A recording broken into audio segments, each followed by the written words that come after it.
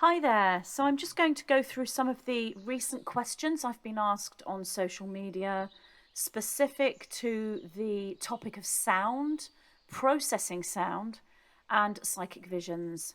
So the first question is, Hi Magenta, I have always been an intuitive soul since I was young, but I also experience periods of anxiety, and it becomes difficult to differentiate between an anxiety-driven future projection and a true psychic thought or vision. Is there a way to know the difference? So before I go through my reply, I will mention my first book, Masters of the Matrix. Once you have gone through this work, that sixth dimensional geometry, working with your own matrix field, it brings you into the alignment naturally of being able to do this and being able to differentiate between anxiety-driven visuals and true psychic images. But this was my reply. If you are feeling anxious and fearful, your visions, whilst holding seeds of truth potentially, are likely to be distorted and exaggerated. Before I carry on, I'll just say that this is not the case with every single individual feeling anxious or fearful. If you are feeling very confident, or if you are a beginner but have a real true open heart regarding your first or early connection to that higher dimensional space or to remote viewing, if you are doing this from a genuine place and the visions themselves make you anxious or fearful, then that's different because you've started from a grounded, balanced place, even if you're a complete beginner. So if there's no fear there and there is an open-hearted trust, then the anxiety and fear you may feel regarding the vision doesn't mean the vision is skewed or inaccurate or distorted. It simply means that you are unable to stand as an observer or in objectivity or neutrality when observing that vision. So you are going to feel anxious or fearful if the vision is not completely understood or interpreted and is something that may make you feel anxious. But if you start off feeling anxious in the first place before you've even started remote viewing or making that connection, then the anxiety that you are feeling will act as a foundation signal to the actual connection. Therefore, anything you receive may hold seeds of truth, but is likely to be highly exaggerated. Therefore, you will see something that is, 10, 20 times more exaggerated than the actual vision. It's almost like an amplifier, but not necessarily an amplifier to help the signal be better, help the connection be better. It's an amplifier to the vision, because the vision is an interpretation of frequency. So it's an amplifier of the frequency in the way you interpret the vision. So it's always, always very important to make sure you are in a place of grounded objectivity, neutrality, open-hearted, relaxed state before you go into that remote view or that higher connection. However, going back to the questioner, she's saying she's been an intuitive soul since she was young, and she does experience periods of anxiety. So this is part of her overall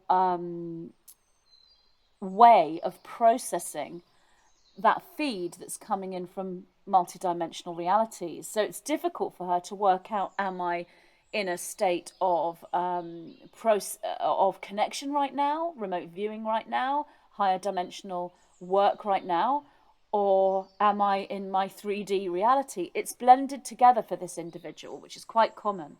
So it's difficult for her to differentiate. So I'll go back to my reply. If you are feeling anxious and fearful, your visions, whilst holding seeds of truth, are likely to be distorted and exaggerated.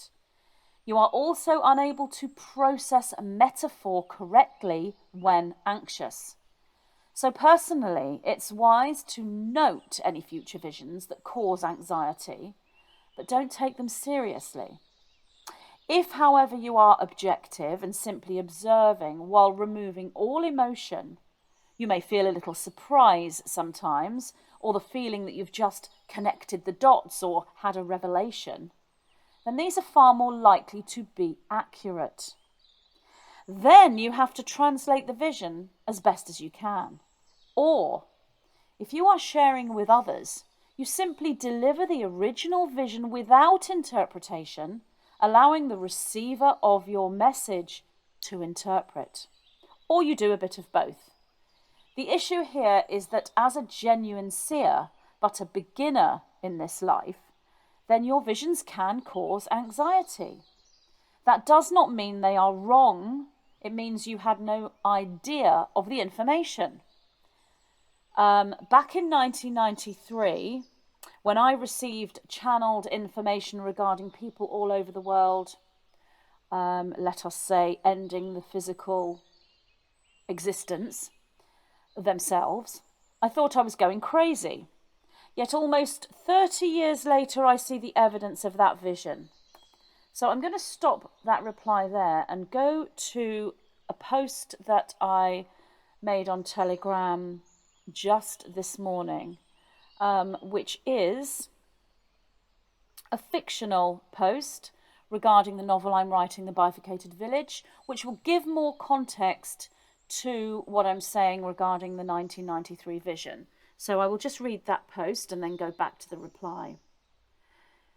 In the novel, when Gloria Love was a very young fae and just beginning to connect with the Pleiadian Council of Light, she had a profound vision.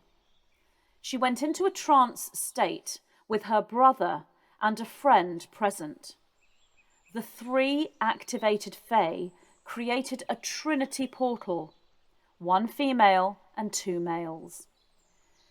This enabled Gloria to be able to access a higher dimensional trance state. In that vision, which was 1993 in Earth time, Gloria saw two things. The first, many fae ending their own lives across all domains within the village. Second vision, many newborn fae passing away shortly after birth across all domains in the village. Gloria was shocked and horrified at these awful visions and wondered if there was something wrong with her to see such horrible things occur with absolutely no context whatsoever. Gloria was right at the beginning of her spiritual training. She'd not learned how to be objective to her visions. She had not learned how to take the observer viewpoint. These visions affected her due to their extreme clarity, and she never forgot them. Now, all these years later, as Gloria sees developments within the village of the Fae and in the mortal world, she sees the potential context for these visions and is able to share them with those who also understand the importance of remaining focused and intuitively adept via objectivity and the observer viewpoint. This is an excerpt from the fictional novel The Bifurcated Village by Magenta Pixie. So I posted that today.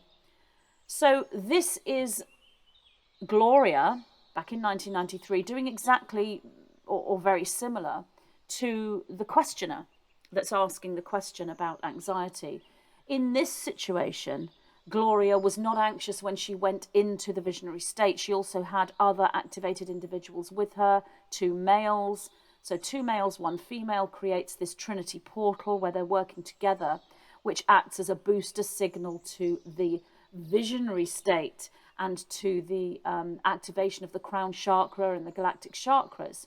Gloria didn't understand that at the time, and neither did the other individuals, the two guys in the room. However, that's what they did, and they were all in training for the future. So the visions were accurate visions. So by saying here, many fae ending their own lives across all domains, and many newborn fae passing away shortly after birth across all domains, that's simply giving the vision itself without interpretation. Gloria was not able to interpret accurately back then. She was not experienced, not trained, and she was young. So interpreting visions is completely different to accessing visions. One is a clairvoyant act. The other involves more of a left-brained and right-brained simultaneous merge to be able to decode the images and archetypes and metaphors that are coming in via the right brain. So Gloria didn't have that skill back then. So to give a bit of context, it's important to give the pure vision without interpretation on the one hand. So that's Gloria's pure vision from 1993.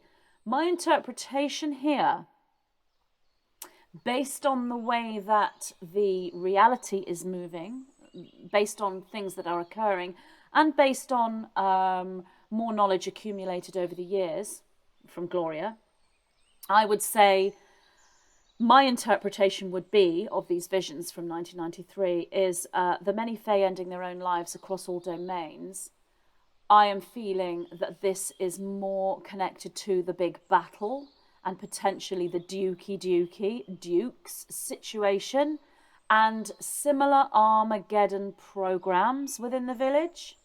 That is my interpretation, with a smaller amount being potentially financial and possibly also deeply emotional due to medical situations. So we have a lot of pressure on the Fae coming in from multiple different places.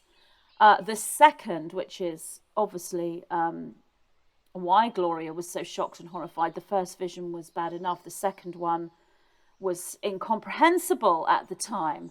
Many newborn Fae passing away shortly after birth across all domains within the village. No wonder Gloria felt that she was crazy. But the visions were too intense, clear, and they have a quality of almost as if you are there.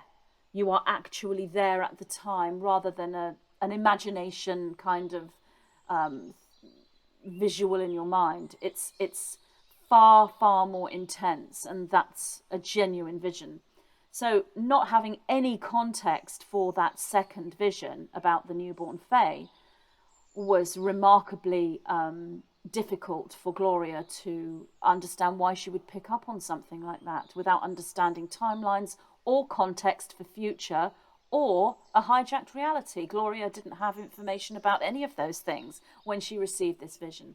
So now, all these years later, I can look at this fictional vision that Gloria had within the village and say, without taking away that purity of the vision for you to interpret, for those who stand in objectivity, neutrality for all that is occurring, I don't need to give you any more than the pure vision. For those who are emotionally reacting to this, what I will say is, my interpretation is this is connected to juice.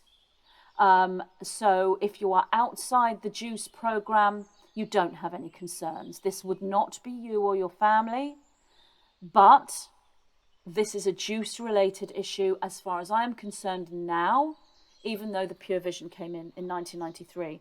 So that is that aspect, just to give context to what I was talking about regarding receiving visions and channeled information in 1993. When I say channeled information, that was visionary with the presence of that higher guidance system. But that higher guidance system was not completely understood at that time, as it was right at the beginning of Gloria's awakening. Okay, so I'm going to continue with this reply. When your visions are making you anxious, then you are really in training. It's best to allow that training experience to flourish and not to try to deliver the messages to others until you can be objective towards them. So going back to Gloria's example, what would have happened if Gloria had delivered those messages in 1993? She didn't understand them. She had no context for them. She herself was quite horrified at her own visionary insight. So if she had tried to deliver those messages, those visions to others back in 1993, without context, without training, without understanding, she would have presented a distorted view. Luckily for Gloria, she had no intention at that time of delivering messages to anyone. It was her own personal exploration spiritually with her brother and a friend at the time. The three of them were, if you will, spiritually experimenting with moving into that energy. Obviously, from the higher viewpoint, they were in training, all three of them. So, but I'm saying that because that now it's very easy to be able to just deliver messages. We didn't have the means in 1993 to just pop onto Facebook and say, hey, guess what vision I just had today, blah, blah, blah, and potentially cause fear and other distorted emotional reactions amongst many people, given the situation. We didn't have that back in 1993. And Gloria, as I said, had no intention of delivering messages to anyone at that point. So that was a private message, and she isn't necessarily in touch with the male friend, but she's mentioned this many times to her brother over the years, especially as when 2020 sort of came in. You know, she'd say to her brother, do you remember those visions in 1993? And he's like, I know, I've been thinking about that. So, you know, the other reason why someone would receive messages and visions like that years before in such a strong way, even at the beginning of the training, is because it adds weight to the accuracy and authenticity of that individual when they finally are actually standing as a messenger, if you will, or a prophet or whatever, to multiple people across the world. So that's why it happened to Gloria. Okay, I'm continuing with the reply. If you have a good, strong connection with your guidance system, then they will always show positive outcomes for every scenario. That doesn't mean one ignores or bypasses the negative. For example, I recently asked the Nine, what was the positive to come out of the high of the Shang domain in the village? That's the high of the Shang domain. What's the positive to come out of that? And they replied, heroes will come out of this and they will be known across the world. I have yet to understand the meaning of this, so I remain objective to that message until I've collected more data. So I'm delivering the message to you as it is, and I have not moved into the processing and the interpretation at this point. Channeling and psychic work is a never-ending mystery to unravel. So that is really, really important, and I'll say that again. Channeling and psychic work is a never-ending mystery to unravel. As soon as you think you've pieced together a picture, then you receive more information. My advice is to try to be as objective as you can, not only to your visions, but also to your anxiety, which is quite normal when receiving the kinds of spiritual intel we receive right now. So to that person who asked that question, be objective to the visions, be objective to the anxiety. So the question is differentiating between an anxiety-driven future projection and a true psychic thought or vision. So be objective to all those anxiety-driven future projections. Don't try to analyze them. Don't try to think, is this anxiety-fueled or is this genuine? Just see them, know them, note them, and be objective to them. Observe them. Simply observe them. Make no judgment. Make no processing or interpretation yet. True psychic thought or vision, same thing. Be objective. Note them. Know them. Observe them. And just allow them to be there. If you are receiving these messages for yourself, then that's all you need to do. You don't have to interpret. If you are drawn to deliver those messages and you can't tell the difference between anxiety-driven or true psychic visions, then simply deliver the visions as they are, with the caveat or with the note, I don't know whether these are anxiety driven or not. That way you are presenting complete authenticity and honesty with the vision, which is what I would do. If I receive a vision and I'm not sure if it's anxiety driven or if it's genuine, I don't really have that problem anymore specifically.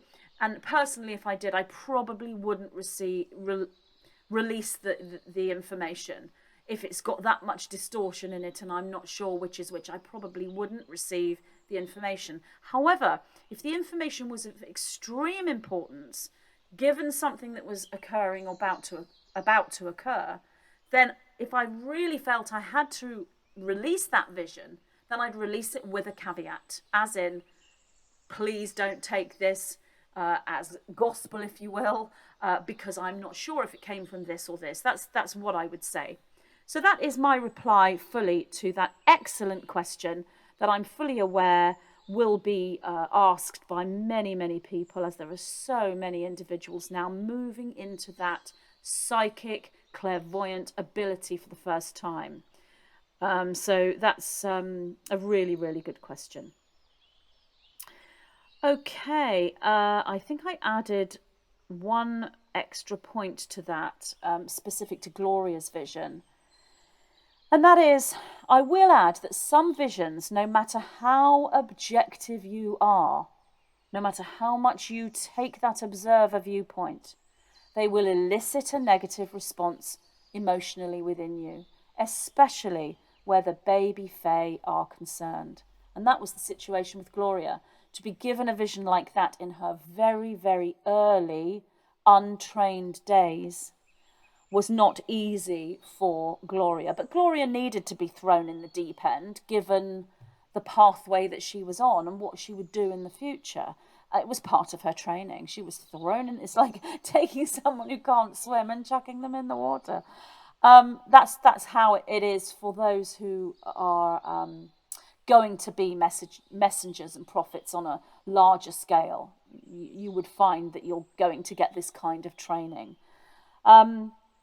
Adding to that, though, your guidance system will not give you visions like this unless you're ready to cope with them. So even though Gloria felt, wow, what is this? I'm crazy. Why am I receiving visions like this? She had the guidance system at the time to assist her to cope with those visions. Her guidance system were at that time talking to her, even though she didn't fully understand what the guidance system was. She had the support there and was able to cope with the visions.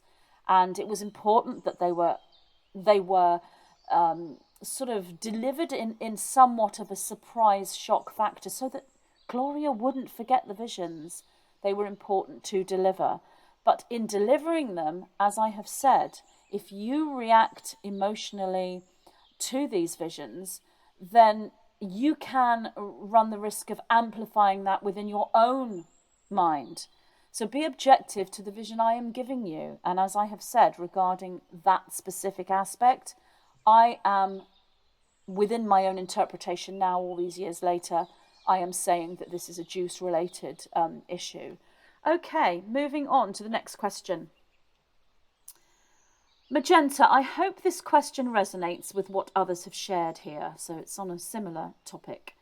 Speaking of anxiety and emotional reactions when sensitive, I have always been highly sensitive to noise since I was a child. I've moved home countless times in the hopes that I can find some peace, but every new place has some noise and I just can't seem to handle it. When I hear a noise, lately constant lawnmowers, neighbours' motorbikes, I immediately feel like someone has infiltrated my very being. I react with anger, anxiety, frustration and hopelessness, and I feel guilty for these feelings of victim consciousness. I've been sincerely surrendering this to spirit and taking efforts to see myself as the person making the noise, so that I step out of the blame and separation and not give my power away to external forces. Only rarely this seems to work, if I'm to be honest. The noise just shakes the very core of me each time.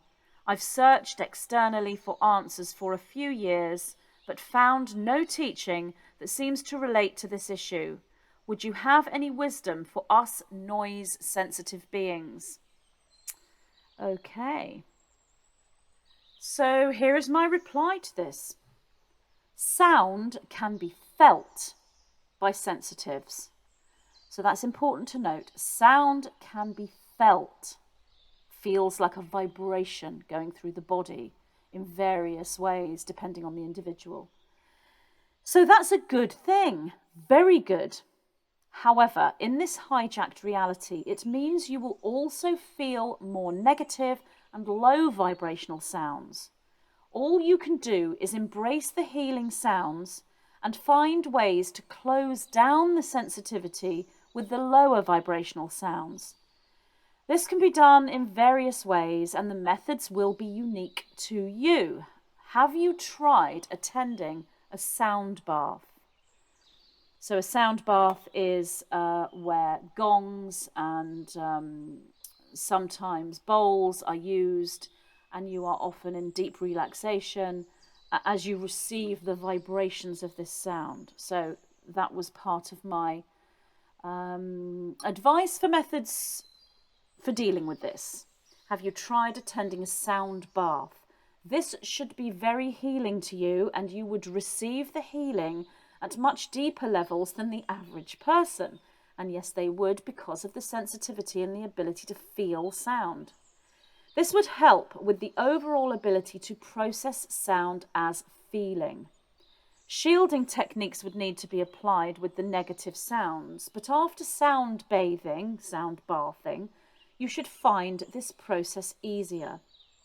The methods in my book, Black Box Program and the Rose Gold Flame as Antidote, would assist you alongside potential physical work as well, which would be unique to you. One of the best practitioners to see for you would be a kinesiologist. As long as he or she is aware you are not looking to reduce your sensitivity to feeling sound. So that's really important. You're not looking to reduce that sensitivity. That's not the way to deal with this, because that sensitivity is amazing, and it's a fantastic healing tool, and it's a tool for intuition, psychic visions. It's not a tool you would want to reduce. What you're looking to do is to shield from lower vibrational sound. This is the same as me with my EMF sensitivity. I'm not looking to reduce sensitivity per se, only to the distorted signals. I certainly wouldn't want to reduce my sensitivity to antimatter, non-physical frequency at all. But I am looking to reduce sensitivity to distorted signals. And this is the same with sound. For me, Orgonite and Rose Gold Flame work and sprays are all wonderful with healing after exposure, specific to EMFs. They do not assist during exposure and at the time of exposure, depending on the source, of course.